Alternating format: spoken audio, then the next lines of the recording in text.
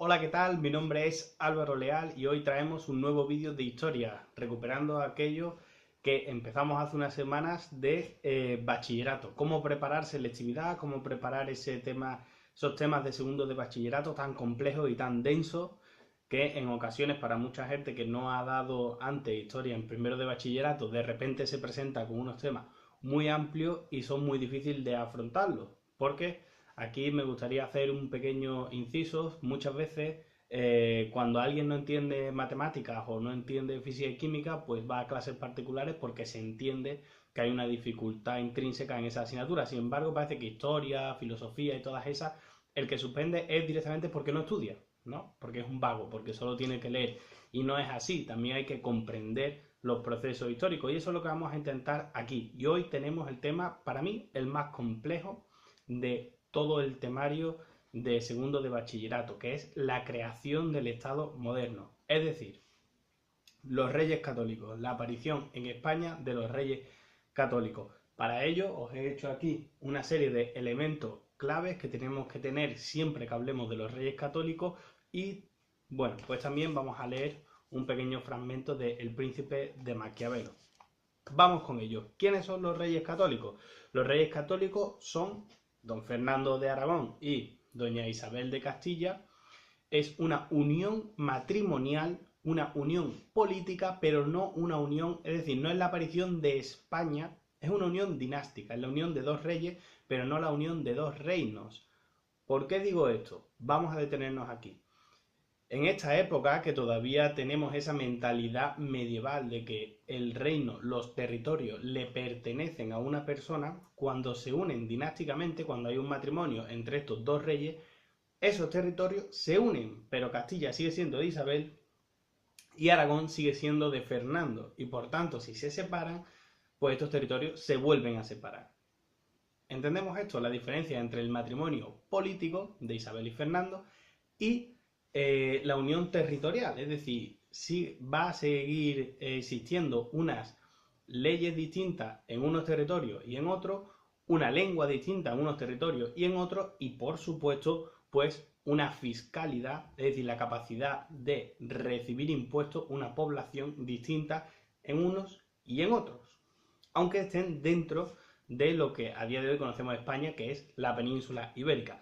Pero no solo eso, existía también el reino de Granada, que todavía era musulmán. Recordar que en el vídeo anterior habíamos visto el Islam en la península ibérica, la reconquista, y que lo habíamos dejado perfecto para enfocar desde aquí a los reyes católicos. Por tanto, todavía existía un pequeño reino, el reino de Granada, que además tenía relaciones cordiales con Castilla y con Aragón en estos momentos. No estaban en guerra, pagaban, tenían una serie de tratados y pagaban, y era un lugar por donde llegaba el oro de África. Entraba, una de las zonas en las que entraba por Europa era por aquí, a través del reino de Granada, y por tanto, como digo, no es esa mentalidad de reconquista práctica en el momento en el que llegan los reyes católicos, porque existía una cierta paz, pero existía en el imaginario, y el propio Fernando va a llevar a cabo la reconquista. Bueno, para no liarnos más, tenemos una península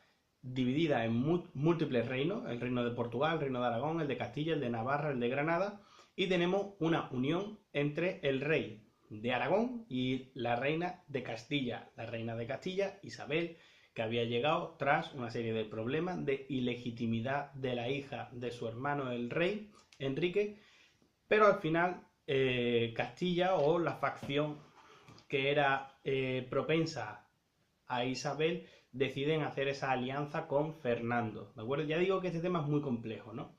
Entonces Castilla, Isabel hace una alianza estratégica con Fernando, que era el rey de Aragón, o iba a ser el rey de Aragón, porque estaba todavía su padre, Juan II. En fin, lo que tenemos es que de repente estos dos grandes reinos de la península se unen, y se unen arrastrando a toda la política, arrastrando a Castilla, que era el gran reino, por posibilidades económicas, de gente, etcétera, arrastrándolo a la política mediterránea de Aragón. Y eso va a hacer lo que explique que España pase a ser enemiga de Francia posteriormente, cuando Castilla había tenido muy buenas relaciones con Francia. Pero bueno, eso ya lo veremos. Lo que quiero es que veamos todos estos engranajes, es decir, que no es una unión para vamos a crear España, sino que era una unión en la cual cada uno tenía muy claro cuáles eran sus intereses. Castilla es mucho más grande en territorio, mucho más poblado y encima tiene unas posibilidades fiscales que no tiene la otra. Es decir, Castilla era prácticamente ya un estado moderno. Es decir, el rey había impuesto, era capaz de imponer su autoridad, mientras que Aragón la fiscalidad era nula. La capacidad de recaudar impuestos y de tener elementos propios de una monarquía autoritaria o lo que luego va a tender a ser una monarquía absoluta, pues era algo totalmente impensable en Aragón, donde de hecho los nobles tenían bastante más fuerza que el rey. Por tanto, todas las conquistas, todas se van a hacer gracias a la economía de Castilla, a los hombres de Castilla y a la fiscalidad de Castilla, que como digo, la figura del rey era más importante que en Aragón. Bien, como digo, tenemos los reyes católicos, esta unión de Castilla y Aragón, que luego va a conllevar una serie de conquistas militares, debidas sobre todo al genio de Fernando el Católico. Podemos decir, sin miedo a equivocarnos, que Fernando el Católico ha sido la personalidad más importante de la historia de España, ya que la mayor extensión de ese imperio español que vamos a tener con Carlos V y con Felipe II, que será Carlos V, el nieto de los reyes católicos, es gracias a las conquistas territoriales que había hecho Fernando el Católico y a una política matrimonial tremenda que va a hacer que su nieto Carlos V herede territorios del imperio, etc. Es decir, tenemos una unión de dos grandes reinos de la península, más una serie de conquistas, como la conquista de Granada, aquella frase famosa que le dice la madre al príncipe de Granada de llora como una mujer lo que no supiste defender como un hombre. Y además, una vez muerta ya Isabel, también tendremos otra serie de conquistas, pero bueno, como por ejemplo Navarra, el reino de Navarra va a entrar dentro de la dinámica, pero también Italia y las guerras contra Francia. Es decir, Fernando el Católico fue muy activo a nivel de política exterior y agrandó la extensión del territorio tremendo. Y que no se nos olvide, aquello grande de allí, América, el mundo nuevo, la gran globalización de la época moderna que la hicieron en este sentido los españoles o, por decirlo de alguna manera, la monarquía hispánica, que es como se le llamó. Por tanto, vemos una serie de políticas exteriores donde estos dos reinos que se han unido van poco a poco adaptándose, amoldándose a la realidad que era la península ibérica. Es decir, están creando algo parecido a una España de verdad, aunque como digo, con unas normas, con una legalidad distinta y con una fiscalidad distinta y con unas cortes distintas y con un idioma distinto en cada uno de los puntos de la península. Pero ya era algo, ya era una construcción de España más parecida, más similar a lo que vamos a ver más adelante.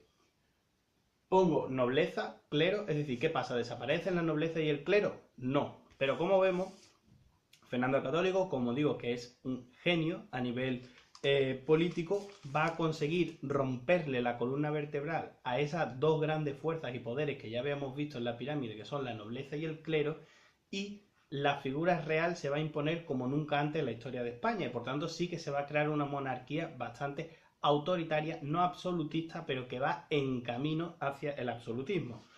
Vamos a leer este pequeño párrafo de Maquiavelo en el cual se titula ¿Cómo debe actuar un príncipe para adquirir buena fama? Es decir, básicamente es uno de los capítulos más importantes. ¿Y a quién va a tomar como ejemplo? Por supuesto, a Fernando el Católico. Dice: lo que hace más estimable a un príncipe son las grandes empresas y el extraordinario ejemplo de sus virtudes. Prueba de ello es Fernando, rey de Aragón. Hay que decir que Maquiavelo es prácticamente contemporáneo a la época de Fernando el Católico. Fernando, rey de Aragón y actual rey de España, a quien casi puede llamarse un príncipe nuevo, pues de rey sin importancia se ha convertido en el primer príncipe de la cristiandad. Ojo a lo que está diciendo Maquiavelo, que era un hombre muy listo en estos temas. Fernando, de ser prácticamente un rey que no tenía nada, que no tenía fiscalidad, que no tenía nada en Aragón, que estaba lleno de revueltas de los nobles, se ha convertido en el rey más importante de la cristiandad. Pues este proceso va a ser muy importante dentro de España, porque se está creando esta importancia del Fernando Católico dentro de la monarquía hispánica, como digo, que es esta unión de los reyes católicos. Además dice, con dinero del pueblo y de la iglesia pudo mantener a sus ejércitos.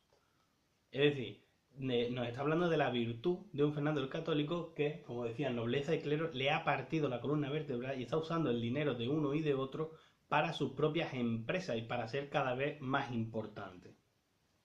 Dice, más tarde, para poder acometer mayores empresas, se entregó, sirviéndose siempre de la religión, a una piadosa persecución y despojó y expulsó de su reino a los marranos, ¿no? Marrano es una manera de denominar a los musulmanes en esta época. No puede haber ejemplo más admirable y extraño. Con igual pretexto invadió África y llevó a cabo la campaña de Italia y últimamente atacó a Francia, ejecutando siempre hazañas extraordinarias que provocaron constantemente la admiración de sus súbditos. Es decir, estamos ante una España, ante esta unión de los reyes católicos que a nivel de política exterior, gracias a Fernando el Católico, se ha convertido en la gran puntera de Europa. Aparte de haber reunido prácticamente la totalidad, quitando a Portugal, del territorio peninsular, aparte de eso, ha invadido Francia, se ha metido en guerras por Italia y se ha quedado con la mitad de Italia y le ha hecho guerra y se las ha ganado a Francia. Es decir, España se está convirtiendo en esa potencia que, unida a la política matrimonial, su nieto Carlos V va a heredar media Europa y Felipe II más todavía. Y va a ser España pues la gran potencia que va a ir perdiendo territorio hasta prácticamente 1898 con el desastre de Cuba. Todo esto se lo debemos a la política de los reyes católicos, sobre todo a Fernando el Católico, que sigue dos pretextos. Uno, esta línea de política internacional que estamos viendo, de muchas guerras, de mucha expansión, de ganar notoriedad e importancia en Europa. Y la segunda, la política de, y apuntada esta palabra, homogenización. Es decir, ¿qué haría yo si estuviese viendo este vídeo? Hubiese apuntado que los reyes católicos son una unión dinástica, no una unión territorial, no una unión de los reinos. Luego cae una serie de expansiones sobre la península ibérica y en política exterior, sobre todo lideradas por Fernando Católico. Y ahora vamos a ver la política interna. La política interna es de la homogenización. Va a buscar aquello que ya buscó Leovigildo con los visigodos, que es hacer un lugar donde todos sean parecidos, todos sean homogéneos, donde tengan la misma religión, la misma cultura, la misma lengua y sobre todo la misma fiscalidad. ¿Qué fiscalidad? La de Castilla, porque era la que le daba más impuestos para poder crear el Estado moderno, pasar de la Edad Media a crear el Estado. Y ahora lo vamos a ver con una serie de medidas. Lo tenemos aquí. El último punto, como hemos dicho, el aumento de la fiscalidad. Es decir, se van a convertir en reyes más importantes que tienen más capacidad de actuación y de acción. Y van a crear este Estado moderno. ¿Cómo? Pues lo primero, con el Tribunal de la Inquisición. Un tribunal amparándose en la religión y en la capacidad que tenía la religión de juzgar, que le va a dar unas grandes rentas económicas y que encima van a poder controlar los reyes católicos. No va a ser una Inquisición controlada desde fuera, desde Roma, sino controlada por ellos mismos. En segundo lugar, un ejército permanente. En el momento en el que tiene una gran fiscalidad, en el que cobra dinero, crea un ejército permanente. Esto era revolucionario en Europa. Tener la capacidad de tener un ejército siempre movilizado. No era ese ejército medieval de leva, de, como se ve por ejemplo en Juego de Tronos, convocar a tus abanderados y que la gente deje el campo, deje los instrumentos de labranza y vaya, sino son ejércitos militares ya profesionales, volviendo un poco a lo que había hecho Roma. Un cuerpo permanente de asuntos exteriores, importantísimo también, es decir, va a tener una serie de delegados o legados expandidos por toda Europa y por supuesto después también por América, que van a ser una serie de diplomáticos y van a mantener las relaciones con uno y con otro. Cuando eres una potencia tienes que tener relaciones con otras potencias y con países que son vasallos o que están por debajo tuya. También la Santa Hermandad. La Santa Hermandad, también pagada con los impuestos del pueblo, de los nobles y de la iglesia, era una especie de policía. Es decir, daros cuenta de lo que estamos viendo. Estamos viendo un Fernando el Católico que en Aragón tenía muchos problemas para poder imponer su autoridad real, porque los nobles tenían casi más poderes que él, pues se está convirtiendo en una máquina perfecta que tiene un ejército permanente, que tiene tribunales trabajando para él, que tiene una policía, que tiene... Es decir, estamos viendo algo muy parecido a lo actual, o que se va pareciendo a lo actual, es decir, la creación del Estado moderno.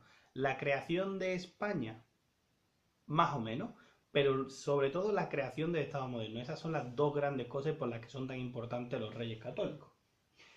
Y por último los corregidores, ¿no? Que eran unos delegados que tenían en las ciudades del poder real, porque no podemos olvidar que en la época medieval existía el poder real, existía el poder en el campo, donde los señores feudales tenían prácticamente la jurisdicción única, y existía el poder de las propias ciudades.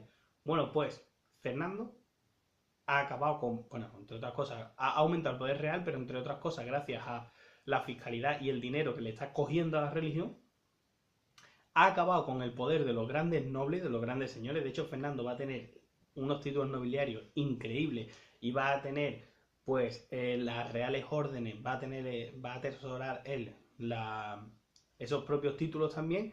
Y además de eso, como digo, pues también va a meter su poder en las propias ciudades con estos elementos como los corregidores. Y por último, otro gran hito que no podemos dejar de tocar en este momento es América. En 1492, Colón, el almirante, saliendo desde Huelva, desde Palos de la Frontera, ha descubierto un continente. ¿Buscando el qué? Buscando, pues, Japón, buscando las rutas de las especias. Las especias era algo que ahora nos puede parecer una tontería, pero que en esa época era de lo más valioso que había en el mundo. Las especias y por tanto la ruta normal, terrestre, que pasaba por China, de Turquía, China, etcétera, estaba prácticamente impracticable y los portugueses ya se habían adelantado bordeando por África. Entonces la única manera de España de morder un trozo del pastel era intentar llegar en línea recta. Por cierto, aquí se demostró que la Tierra era redonda empíricamente porque se le da la vuelta. Pero él no contaba con que en medio, que no todo era océano, sino que en medio había una tierra. Y llegó allí en la zona de las Antillas, a Cuba, etcétera, y se encontró. Y él buscaba y buscaba y buscaba Zipango, buscaba Japón y no lo encontraba. Y era porque había descubierto nada más y nada menos que Norteamérica, Centroamérica y Sudamérica.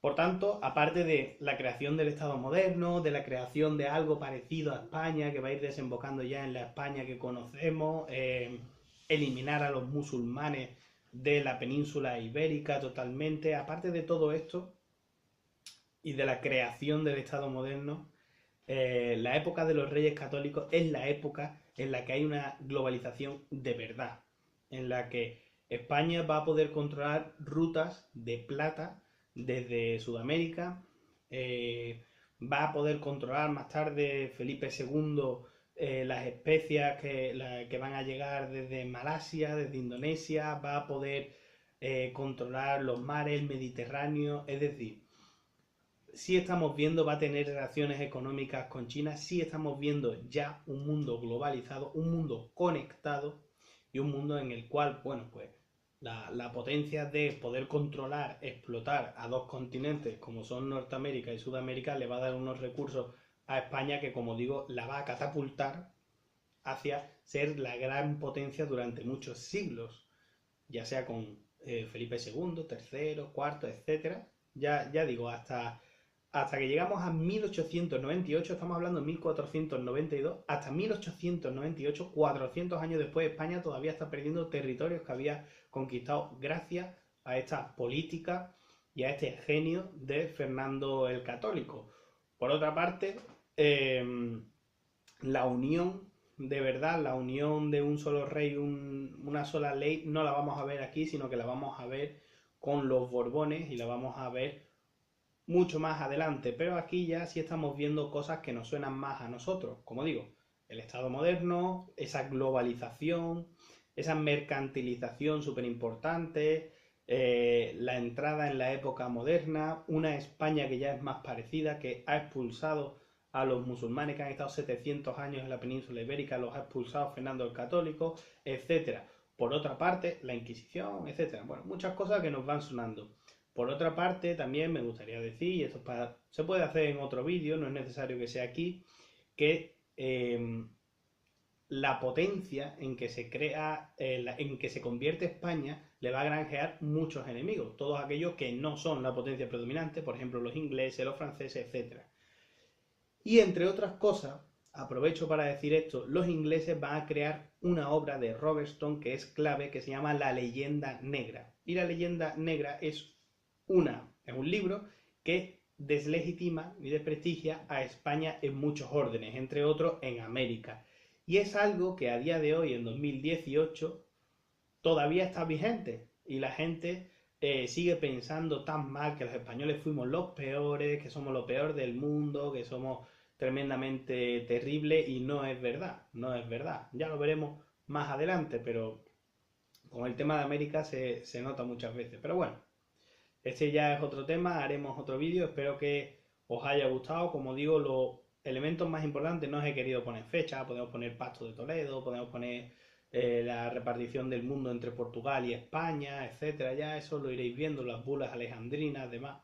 Ya lo iréis viendo, pero lo importante es que entendamos que es una unión dinástica en la cual se hace una política exterior muy intensa, y una entre política matrimonial y guerras, y también una política interior de homogenización, de crear una sociedad mucho más homogénea, mucho más con más fiscalidad, y se crea el Estado moderno y se descubre también América. Como digo, un tema muy complejo que espero que os haya podido ayudar un poco. Me podéis dejar los comentarios, los leeré como siempre, e incluso pues seguirme en otras redes sociales y contactar de la manera en que queráis. Un saludo.